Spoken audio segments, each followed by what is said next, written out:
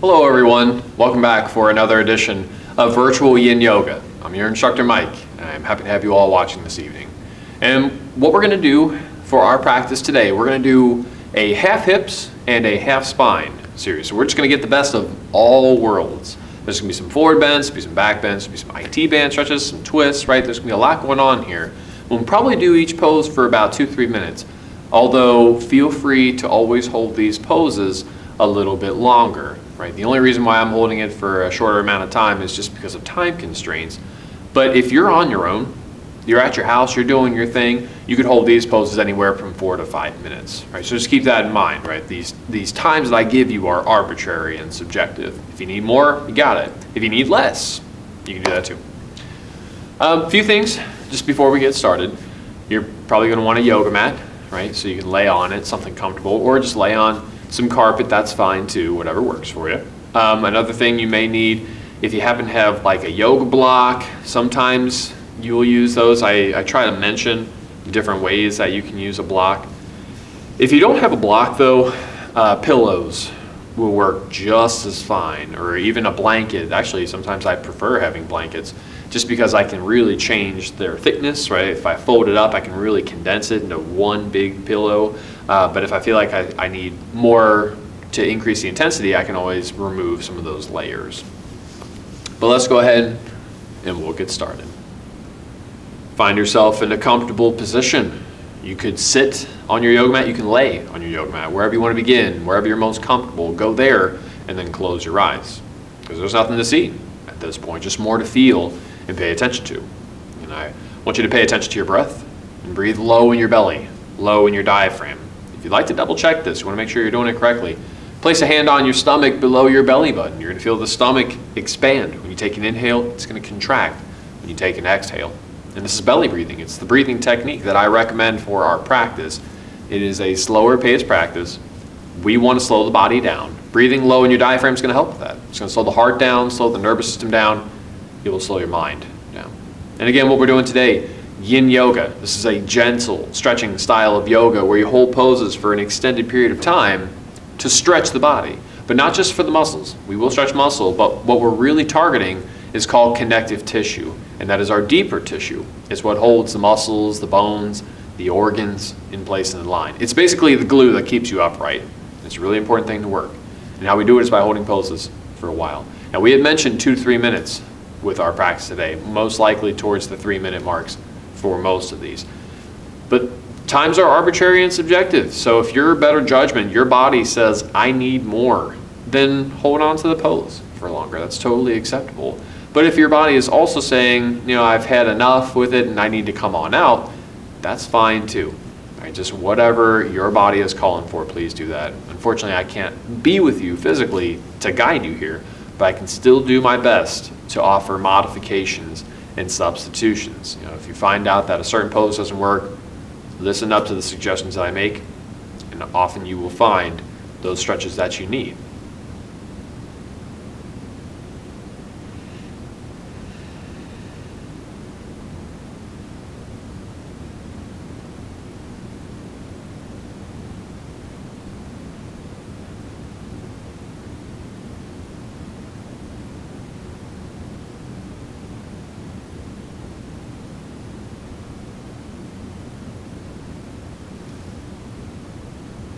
When you're ready, go ahead and open your eyes.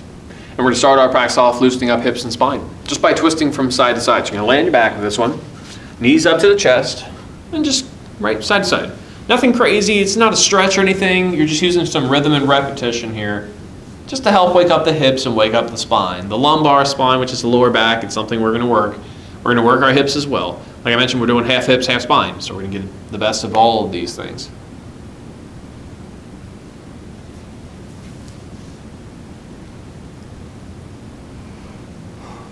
Oh, excuse me. If you need to yawn, go for it. In fact, you may have just yawned right then, because yawning is contagious, if you were not aware of that. And it's a scientific fact, right? This has been proven. It's not just contagious between humans, it's also contagious between interspecies. So often when you see like your dog or your cat yawn, sometimes you'll yawn too. And if you're pets yawn at you, it's a sign of comfortability. Right? They feel comfortable around you when they do that. We're going to start this off, though, with a twist pose, reclining twist. And with this, I'm going to twist to the left. If you want to be on the same page as me, that's fine. But if not, it's okay too. Knees up to chest, take your legs over to the left and lay them on the floor. This right here is the pose, right? And I want you to feel the right side of your body, right? Broad side body, oblique stretch here. And if you're, again, going left, it's the right side. Getting this. It's always the top side of the twist that's going to get stretched. So I feel the outside of my right side body, my obliques on the right side, outside of my right leg. I feel my glutes as well. Right? There's a lot going on with this particular pose. Now, if you're in this and you're saying you don't really feel a broad stretch, maybe it's more localized. Typically in this, it's going to be in the back of the hip, in the back right hip. If that's the case, this is where you want to use a block or a pillow. You put that block or pillow, whatever, in between your knees, or sometimes under the bottom leg. And that can take away, can alleviate that particular pain, so you can still find the broad stretch. Anything that's localized like that is overstretching. So just keep that in mind. It's not just in this pose, it's in every pose that we do. If you feel anything localized in a joint, you point to it and say, this feels like it's stretching, that is overstretching. Just remember to breathe here though. Right, some deep inhales, some deep exhales. Allow yourself to sink into this, to let your body just kind of form into the shape of the pose. But that comes with letting your muscles soften. Don't flex them, don't squeeze, don't yank as hard as possible. Let the muscles soften here, because we want things to relax. And the more we relax, the deeper into our joints we can go.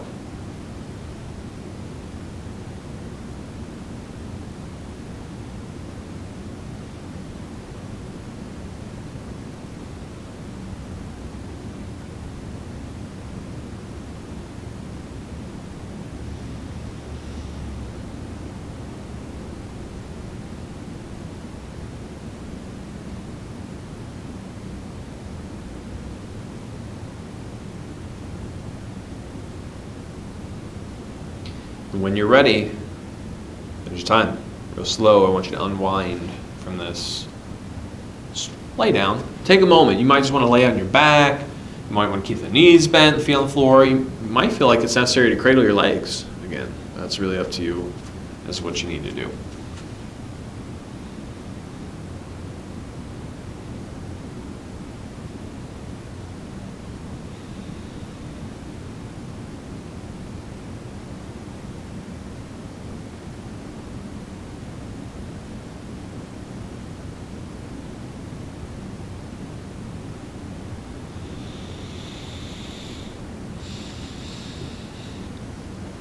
Other side, when you're ready, whatever side you happen to be on. But if you're on the same page as me, you are twisting to your right now. So you're going to bring the knees up to the chest, legs over to the right, lay them on the floor, and this is your pose.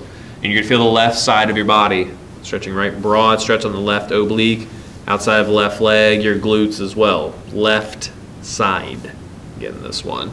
Let's keep that one in mind. So when we're here, just recognize two sides can be different. You might notice that you can't twist as far on this side. Maybe on this side, this is where you need to use that yoga block or your pillow. You put that block in between your knees, pillow in between the knees, under the bottom leg. Both are acceptable. You could do both, really, if you wanted.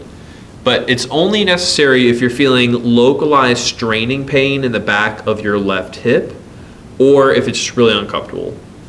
Anytime a pose is uncomfortable, it's not cheating to use a block, right?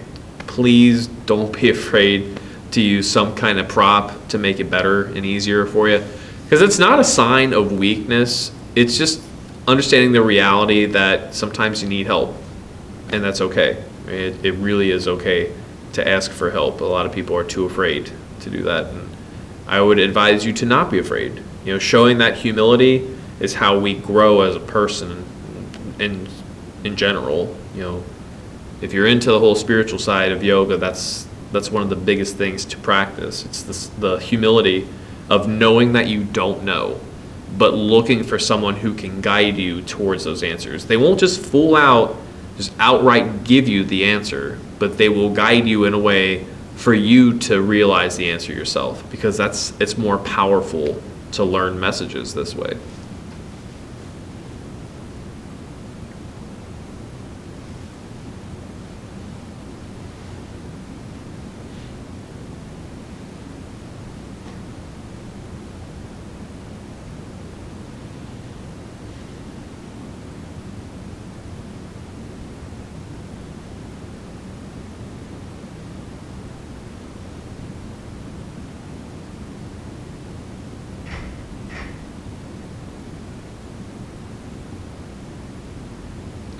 When you're ready, each time, slowly unwinding from your twist. Take a moment to yourself. You may just want to lay down. Again, cradling the legs might feel really nice, or laying flat on your back, just wherever you're comfortable. But we're definitely going to take a minute, and take at least that 1 minute to relax.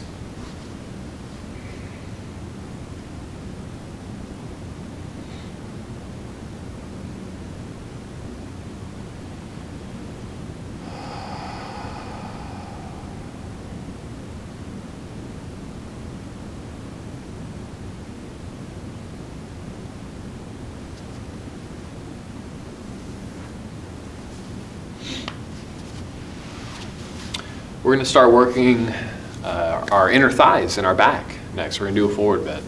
And this is, again, where we start to get into the spine. The first option that I'm going to give you, this is butterfly pose. You've got the soles of the feet brought together in front of you. You're falling round in the pose. Inner thighs and back are the target areas here. If you feel any knee pain or any hip pain, this could be the back side, inside, or outside. Any of that, it's too localized, right? It's overstretching. I would recommend doing dragonfly pose at that point, where you stretch your legs and you lean forward here. Actually, this feels really good. I think I'm going to stick with this one today. Broad inner thigh stretch. Give my back stretch. I'm also stretching my hamstrings here too. And if your hamstrings are tight, this might be something you want to do just for yourself. You never know. Sometimes it feels better and more beneficial to do a butterfly pose. Sometimes it feels better to do a dragonfly pose.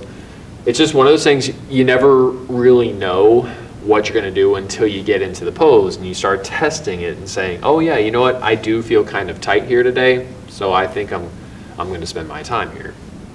And the moment I fell into this pose, I recognized that. I just knew, hey, these areas are tight, so let's just do this instead. But breathe here, right? Some deep inhales, deep exhales, allowing yourself to relax into it, right? Don't pull, don't yank with all of your might, because you will overstretch. It is guaranteed, right? Now you can always use your hands as leverage. Now I'm using my hands just to kind of grab on to my legs here, just to hold me in the position. And it does make it more comfortable, but it's the reason why I have to do this is because my torso is actually really short. And because my torso is so short, I don't have a lot of leverage with my upper body to go deeper into poses. So I have to use the assistance of my arms just to make sure I stay for it. Because if I don't, here, right, so hold on. But watch what happens if I let go. You see how I'm kind of falling back now a little bit? It's not a lot, but I just came back probably about 3 inches in the pose. And I've lost a significant amount of the stretch. But if I use the hands here to hold me in, I can go a little bit deeper without going too far.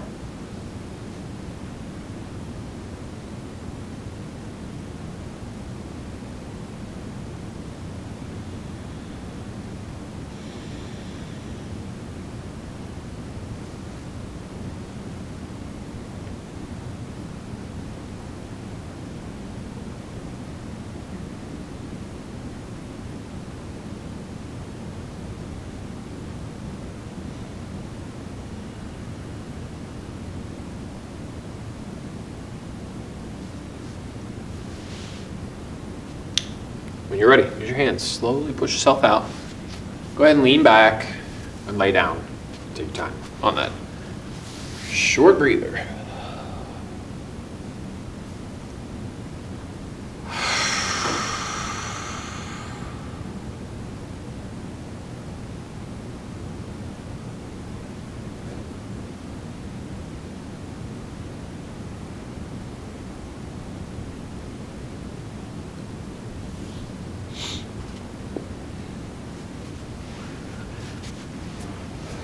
We're going to stretch our hamstrings next.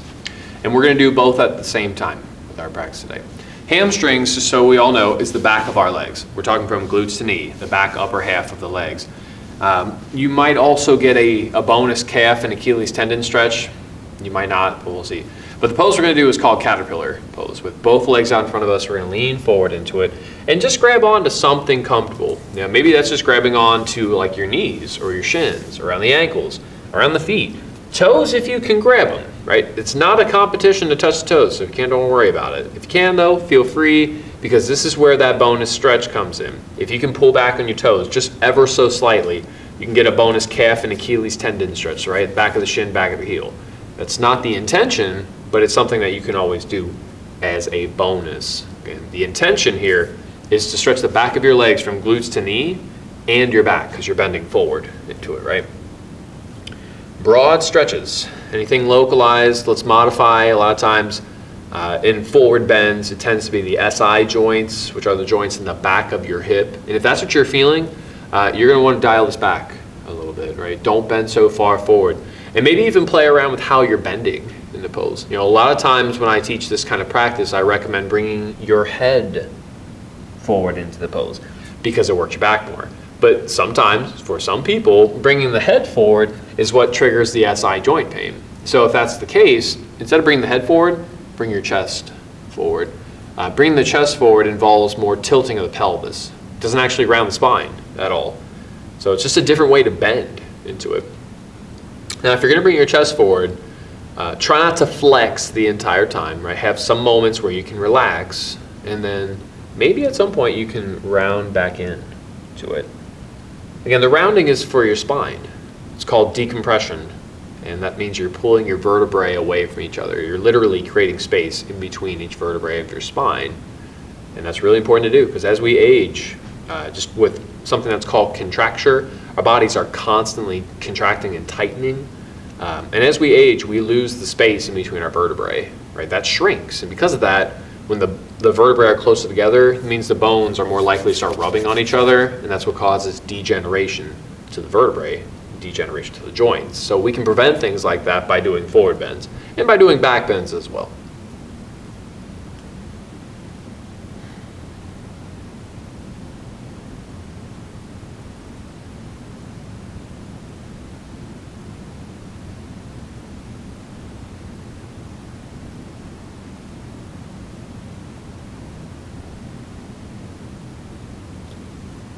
When you are ready, there's your time. Just use your hands, slowly push out.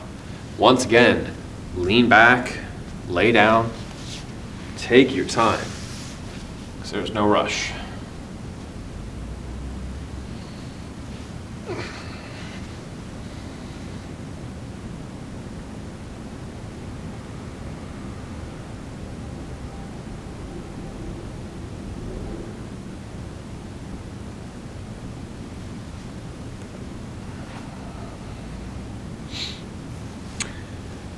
We're going to stretch our IT bands next, and we're going to kind of get back into the hips here. IT bands are the outside of your leg. They run from ilium to tibia, hence the name IT band, iliotibial band. Broad stretch. Any knee pain or hip pain, listen up to the modifications I suggest. All these modifications will help work around that pain, right, because we don't want to push through it. I was going to do what's called Swan Pose. They call it pigeon if you've done any other style of yoga. They are the exact same pose. It just depends on the class that you're in. If you're in a yin class like this, they'll call it swan. If you're in a strengthening practice, more of a flow style, they will call it pigeon. No different, though. But it's the outside of your front leg here. So what I'm going to do here is play around with it in a few different ways. The first way to do this, some people will want to have their front leg shin like parallel with the top of the mat. You don't have to do this, though. You might actually find out it's more comfortable to bend the knee and bring this front foot closer to the groin. Whatever's going to protect your hip and knee is what you need to do. And then you start leaning forward. You start with your hands, your elbows, head on the block, head on the floor if you can get there. If not, though, it's fine. Don't worry about that. Back leg can be adjusted too. I have my back leg straight behind me. But if you'd like to, some people would prefer to bring the back leg around them to the side. And when this happens, when the back leg comes around to the side, there's more external rotation of your front leg, which means you can turn your front leg out more. Because a lot of people, it's going to be more comfortable. There are lots of people when they do the swan pose, their front hip will come up way up off the floor, and it causes them to be very uncomfortable, or they end up just feeling that hip or knee pain. And we don't want to push through that, right? So let's modify it by bringing that back leg around to the side to tilt the pelvis in our favor. And that's why it's okay to modify. And that's why I encourage it. I actively encourage you modify in these poses, because it's just one of those things you just never really know until you try it for yourself. And once you figure it out, it's a lot easier. Because a lot of people they're so stuck in their ways of doing yoga where they can only do a pose one way because they think that's the only right way to do it. But there's more to it than just the aesthetics and the alignment and the form. Right? We also look at what's called the functional perspective. Do I feel the intention of the pose? Do I feel the stretch? Do I feel the strengthening pain that I'm supposed to feel? And going into that mindset is how you really observe that self-transformation. Am I feeling what I need to go through?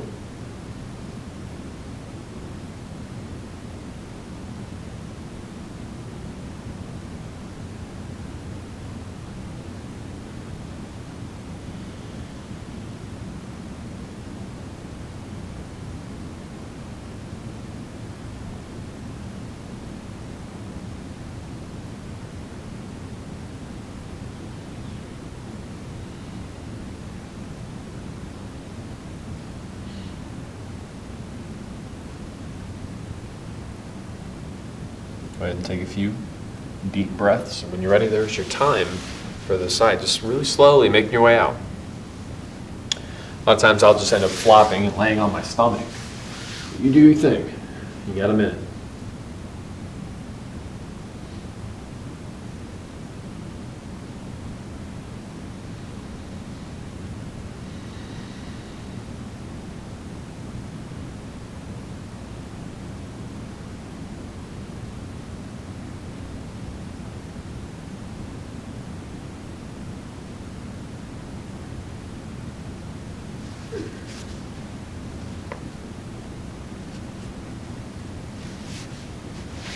Other side, if you're ready, whatever side you are on. But if you're doing the IT band stretch in the Swan Pose, it is your front leg getting this one now. So for me, my right leg is now in front. You can have the front leg shin parallel with the top of your mat if you'd like to, or you could always bend your knee to bring your foot in close to the groins. Whatever's going to protect your hip and knees is what you need to do. And you lean forward into it.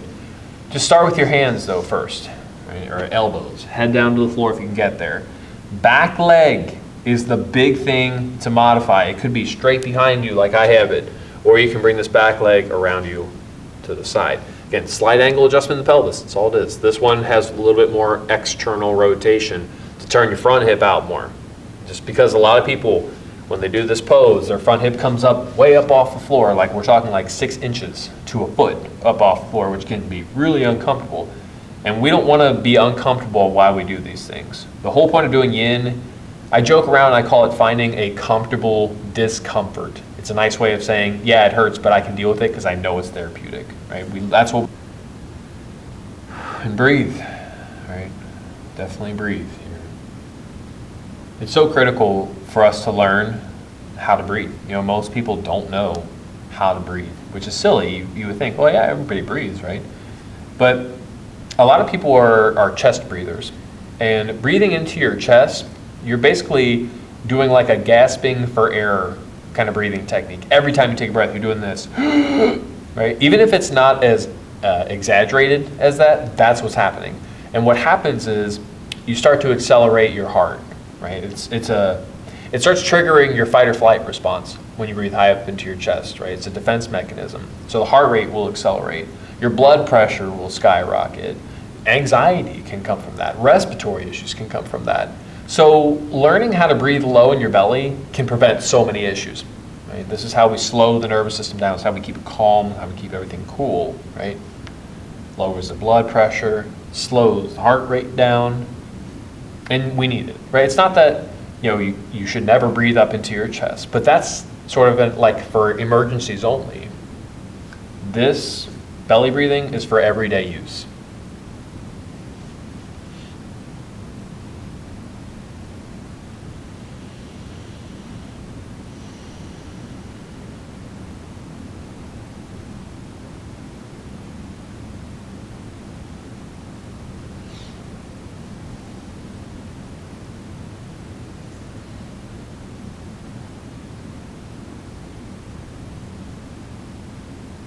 When you're ready, there's time, real slow. Making your way on out. Path of least resistance. Maybe just lay on your stomach like I usually do. Or you can lay on your back or side, whatever you need, really.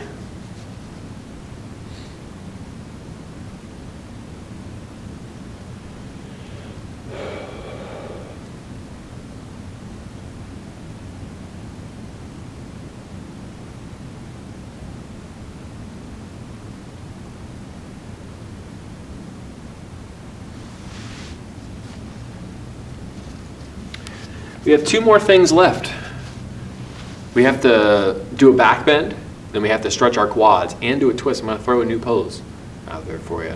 I like to make sure that we all have different things. I mean, I know when we teach a yin practice, we do very similar poses, if not the same pose almost all the time, but we can do them in different ways, and we can modify them to sort of get 2-for-1 stretches, so we can do a combination of a few things. But we're going to start this with the back bend first. Sphinx pose. This is where you lay on your stomach, right? You prop up on your forearms, your elbows, and this is it. This is the pose. It's not a stretch. You should just feel this dull pressure in your lower back, and that's all it should be. Dull, gentle. Anything sharp, you come down from it, please. Don't push through sharpness. It will hurt your back at some point, pushing through any amount of sharpness. Dull pressure, though, very therapeutic. It's what keeps our spine with its curve, because as we age, the curve of the spine likes to straighten out.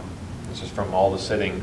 We do that constant sitting pose right there. It pulls that lumbar spine forward, and we lose the back bending ability. So this is the one way to maintain it and get it back if you've lost it. You can only get it back, though, if you have not had fusion happen yet. If you have any fusion in your vertebrae, you will never get it back, because that's it. It's gone now. It's no longer a joint that can move. Fusion means that that joint is now a bone. So say goodbye to it. And if you can avoid getting spinal fusion surgery, boy, I would highly recommend it. I mean, I'm not a doctor or anything, so if it's like life or death, obviously you're going to want to get that surgery. But if your doctor tells you that there is even the slightest chance that you can fix this without having spinal fusion surgery, please go that route first, because fusion is permanent, right? You can never open that joint up again because it's a bone now. So let's make sure that we can prevent that just by doing simple movements, forward bends, back bends, twisting, right? All of those things are beneficial to your spine and to your hips.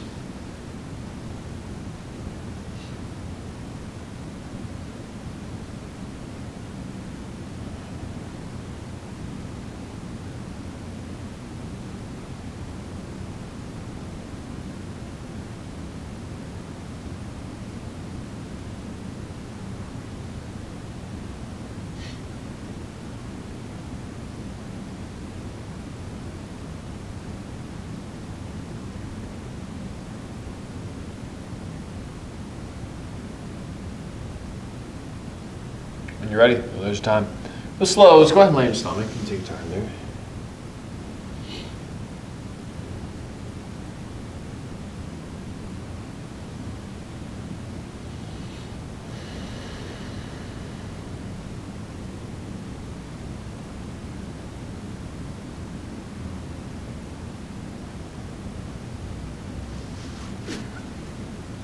After a deep back bend, it's going to feel really nice to do a gentle forward bend, so like child's pose might be something you need to do.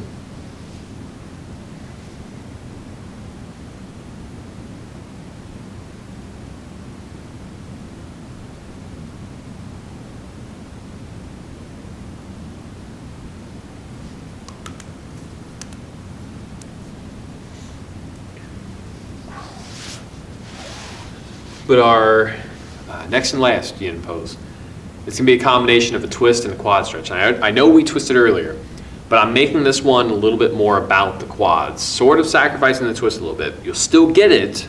Some people like to have the extra twist, but I am going to show again a way to make this more about your quads, which are your upper thighs, right, the front of the legs. And it's called cattail pose. You do a twist. We'll start it off by going left. So you're going to lay on your back, legs to the left, right? Here's your twist. But you're going to grab your bottom leg's foot. That's going to be left foot. Grab the left foot with your right hand. See how I got it back here, right? And the more you pull, the more quad stretch you get, right? It's going to be for that left quad right through the front of that leg. But there's still the twist going on with the top leg, right? That top leg is what rotates the pelvis. It's what gives you leverage into it. Now I'm sacrificing the twist a little bit. Instead of laying on my shoulder, trying to get to my right shoulder, I'm actually laying more on my left shoulder. And again, the reason being is because this is what makes it more about the quads. That was my intention for this pose. It's actually one of my preferred methods to stretch the quads because I love the pelvic rotation that comes with this, right?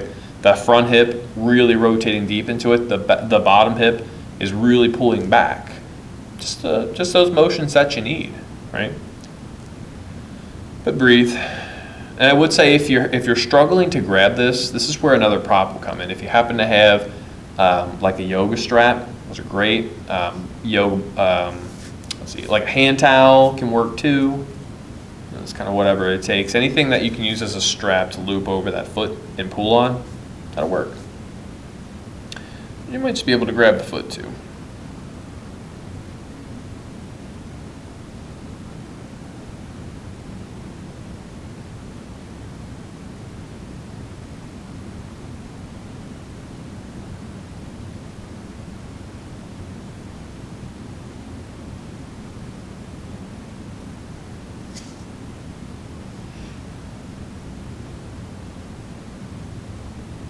If you're ready.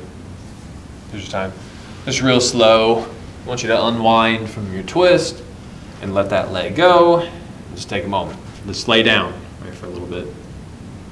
In a moment, we'll get the other side.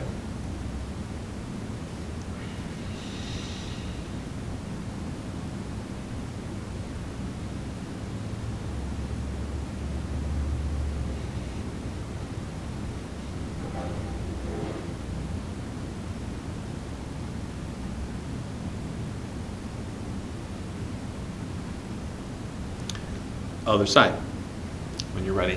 If you're on the same page as me, you're twisting right now. With that twist to the right, you're going to grab your right foot with your left hand.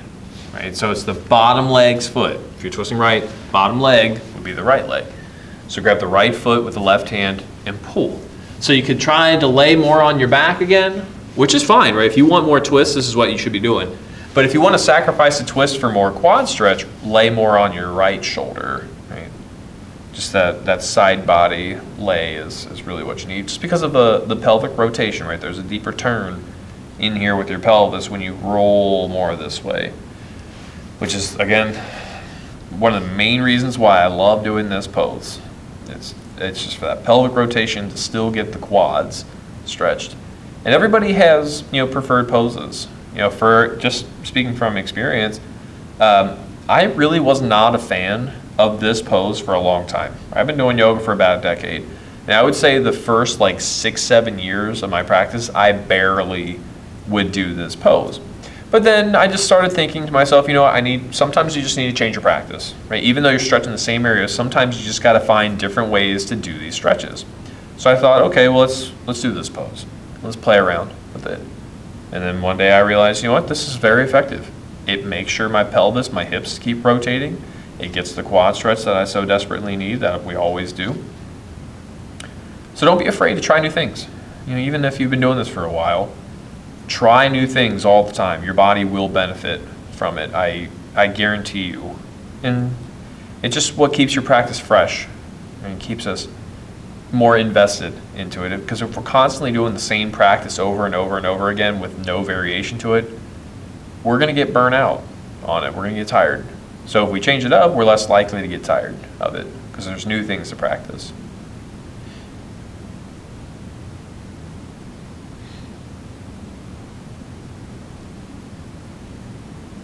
When you're ready, there is your time. Just real slow, unwinding from your twist. Let the leg go and lay on your back.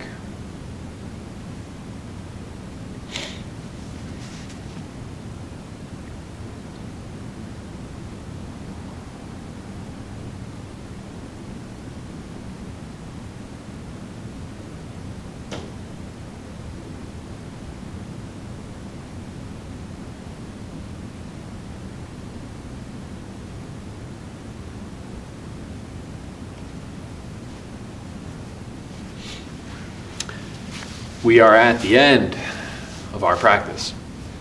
If you're ready for Shavasana, for corpse pose, you can do a few things. You can lay on your back if you'd like to. You can even lay on your side. Some people it's just more comfortable. Or you could always sit upright like you're in meditation. Just wherever you're comfortable, go there and close your eyes. Nothing to see at this point, just more to feel and pay attention to. Focus on your breath by breathing low in your belly, low in your diaphragm. Turn your senses, your awareness within. And for these last few minutes, just give your body a compare and contrast. How different do you feel right now as opposed to when you first started today?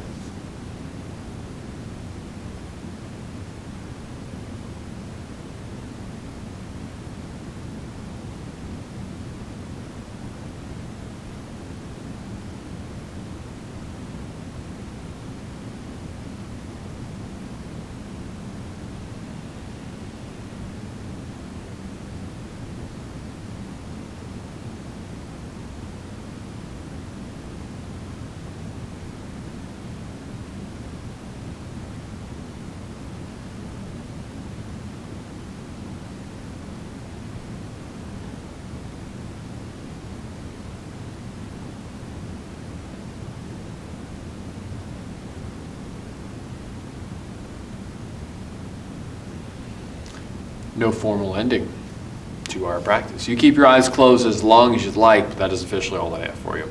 I want to thank you all for watching and sharing your practice with me. It has been my pleasure. Namaste.